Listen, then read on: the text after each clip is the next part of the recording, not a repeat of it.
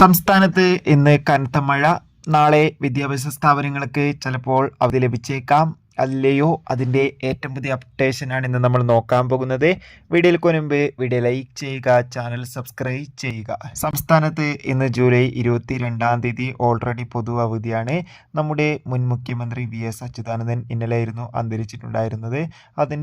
അതിൻ്റെ ഭാഗമായിട്ടാണ് ഇന്ന് പൊതു അവധി പ്രഖ്യാപിച്ചിട്ടുള്ളത്. അതോടുകൂടി ഇപ്പോൾ കേരളത്തിൽ മഴയുടെ ശക്തി കൂടുമെന്നും കാലാവസ്ഥാ നിരീക്ഷണ കേന്ദ്രം അറിയിച്ചിട്ടുണ്ട്. ഇന്ന് കാസർഗോഡ്, കണ്ണൂർ ജില്ലകളിലൊക്കെ മഴയുടെ ശക്തി കൂടിക്കൊണ്ടിരിക്കുകയാണ്. വരും ദിവസങ്ങളിൽ ഈ ജില്ലയിൽ ഒറ്റപ്പെട്ട മഴയ്ക്ക് സാധ്യത ഉണ്ടാകുമെന്ന് കാലാവസ്ഥാ നിരീക്ഷണ കേന്ദ്രം അറിയിച്ചിട്ടുണ്ട്.